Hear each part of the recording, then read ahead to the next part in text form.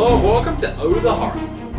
I'm Fedora, and here we are. Welcome one and all to Oh the Horror's 1 year anniversary. Birthday to you.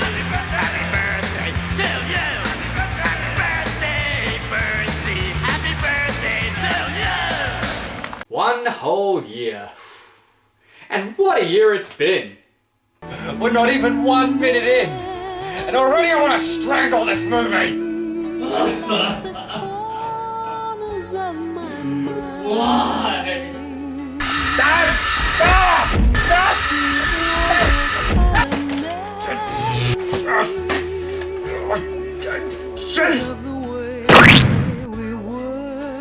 And my house exploded. That's new. What the hell? Good times. Well, there's been a lot of people who have supported me over the year, but there's one in particular who's going to join me tonight. The woman who was there with me from the start, who supported me in my craft, who was there during the difficult times. None other than my own wife, Emma. Hang on, let me call her over.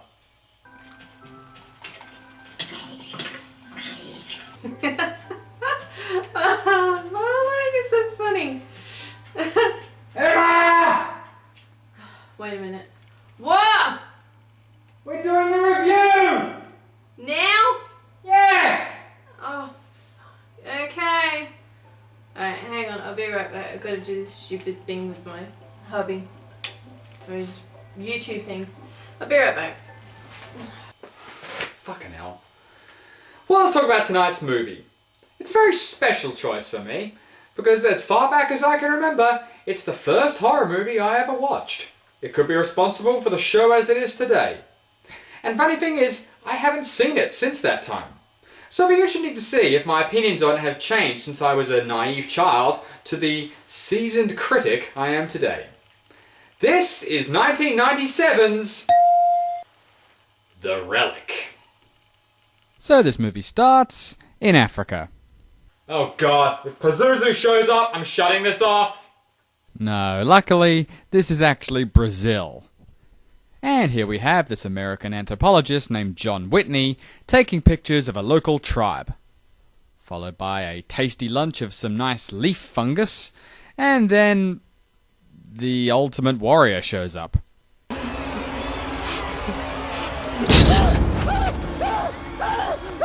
When I looked into your eyes, I saw walls.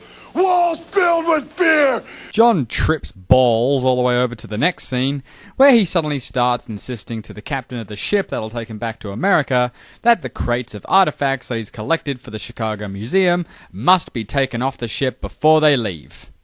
But when the captain shoos him away, John sneaks aboard to make sure they aren't aboard. Which they aren't.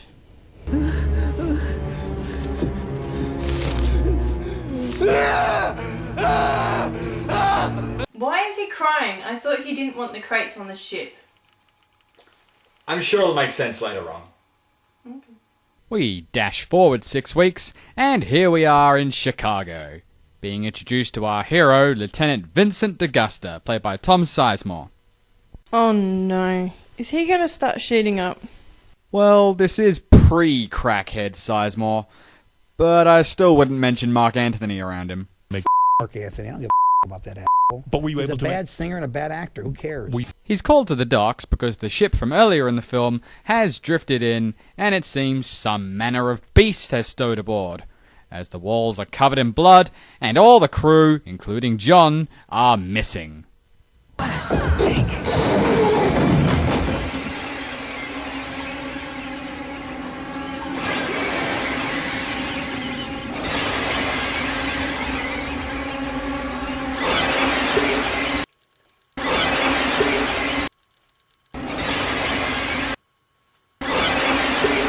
Another week later, we arrive at the museum, where in a few days, a big society fundraiser party is going to be held, and all of Chicago's richest are invited.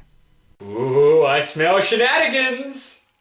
It's here we meet our main heroine Margot, an evolutionary biologist working at the museum, returning to her office where it appears John's crates have arrived. Well, so much for that making sense. But instead of finding exposition inside the crates, let's have it explained in the most common and time-tested horror movie method of all. Via Old Man. Take a look at this. The Cthulhu. Could be. And what does this god specialize in? A South American tribe, the Senzera, long thought to be extinct. They made a deal with Satan to vanquish their enemies. So Cthulhu was born. So now that's all explained. Margot goes off to do some research on some leaves found in John's crates, while the supposed Cthulhu itself makes its appearance in the museum restroom to attack Bill Cosby here. Now you...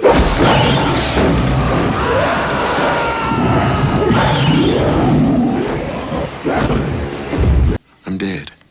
I am a ghost. This is pretty much how the creature will be displayed throughout the remainder of the film. Always hidden in shadows or hidden behind some object to build the suspense and mystery. Oh, so like Alien then? Nope. Totally original. The next morning, the police, along with DeGusta, arrive on the scene to examine what's left of the body. Due to the severity of this, DeGusta explains to the museum heads that their fundraiser party may have to go on hold, regardless of the financial losses they may receive. Oh, so it's just like Jaws.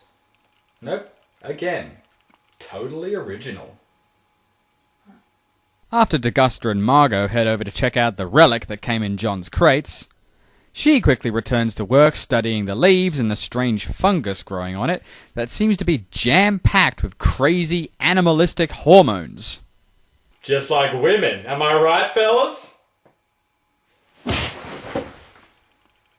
But while her back is turned, a stray beetle crawls onto the fungus and is packed away with it. Meanwhile, DeGusta heads to the morgue and makes the discovery that all the victims so far all seem to be missing a certain section of their brains.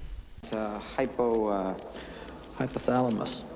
But with all these plot events cramming together, two security guards at the museum find and gun down a crazy homeless person who is living in the basement. And seeing as he had some violent priors, everyone is convinced that he was responsible for the murders. Everyone except for DeGusta, of course, who is convinced that something just doesn't smell right. But that doesn't fly with the mayor, who calls him up a second later. Vincent? May I call you Vincent? Sure. Good. You can call me Your Honor. Tell you what, Vincent. Looking forward to this gala tonight. The thing is, Vincent, this gala tonight is very important. It's important to the museum. It's important to my wife. It's important to the city. I was so upset when I thought they would be disappointed tonight. Until I heard the wonderful news that you caught that murderer. I'm so happy. We'll be having that gala tonight. I'm going to call the chief and tell him just how happy I am. Nice talking to you, Vincent. So now we have this joke of a man trying to get this party to happen as well. So it is like Jaws. Alright, fine. It's just like Jaws. Hey, want to know what happened to that beetle?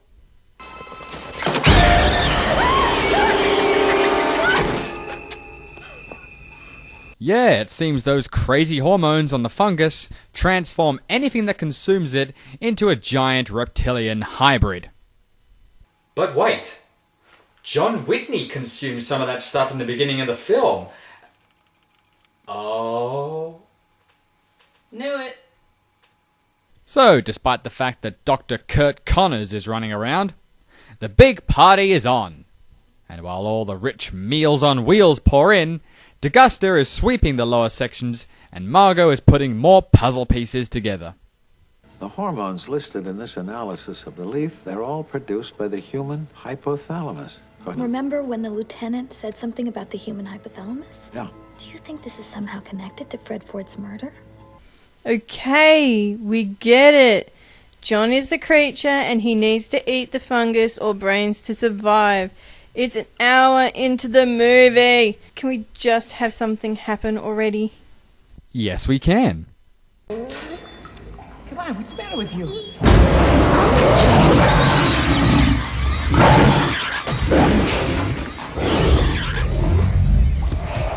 So, with that, the shit really starts hitting the fan, as the headless body of the cop falls down onto the rich guests, which send them all into a mad panic, knocks out the museum power, and causes a complete building lockdown. But I think the rich people do more damage to themselves than any of that does.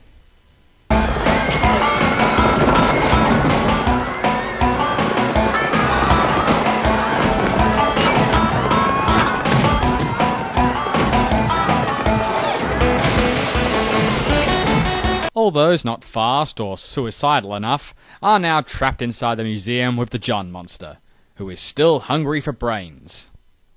So, in order to keep sanity within the survivors, D'Augusta takes charge of the situation. Lieutenant D'Augusta! D'Augusta, sir. Vincent, badge number 14173. We spoke once before. Do you remember? I want you to consider very carefully. With all due respect, sir, you can fire me on Monday, but right now I want you to shut your fucking mouth and listen. You see that, Sheriff Brody? That's how you deal with a dick mayor. He orders the survivors to head to the underground tunnels to escape the museum. After that, he bumps into Margot, the old man, and the John monster. Would you like to buy some Girl Scout cookies? Obviously disheartened about having a door slammed in his face, he wanders off to see if these people are more welcoming.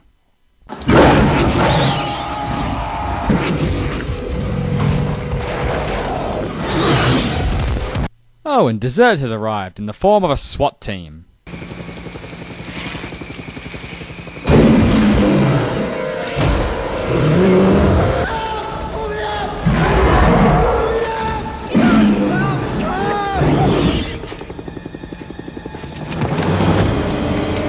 God damn it, this happens every fucking time I go fishing.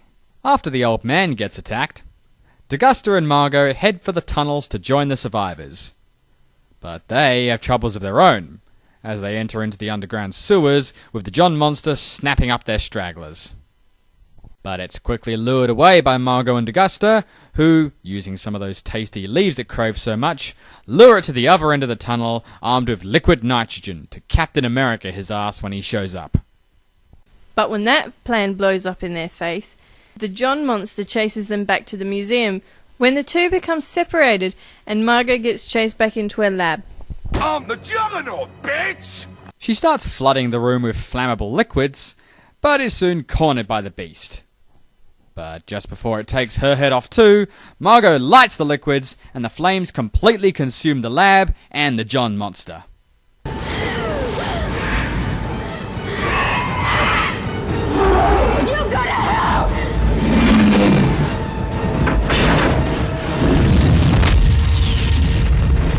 And another completely original line to end this movie. Don't look at me. So, with the two heroes reunited around the flames and the lizard giblets, this movie comes to an end over the museum as we fly away majestically. And that was the Relic! This is probably one of those cases where the movie was better in my memories than in real life. It's not really a bad movie, just sort of a mediocre monster flick with obvious inspirations from far more notable films. And it does have some problems like the highly predictable twist and some questionable CG and prosthetics. But while this is an obscure title to join the many movies that were attempting to leech off of Alien and Jaws' success at the time, I still find this enjoyable. The tension is real and effective, the acting is good, and the plot is interesting enough to keep you watching to see how it all pans out. It's nothing special by a long shot, but I would say it's still worth a watch at least.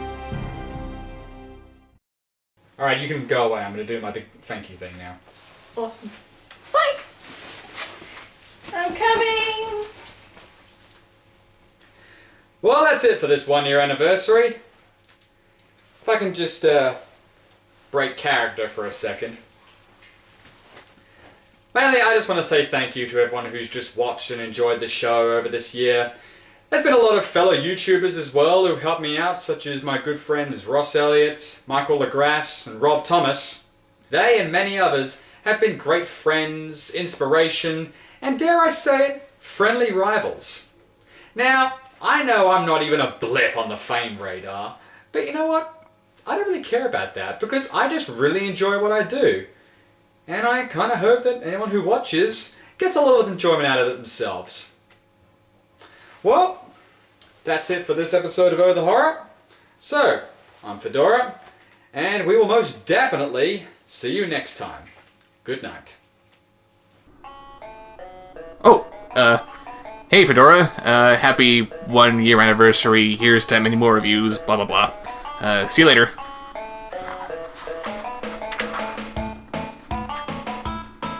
Oh my. One whole year. You've done your show for one whole year. Yeah, I forgot. Like everyone else, I forgot.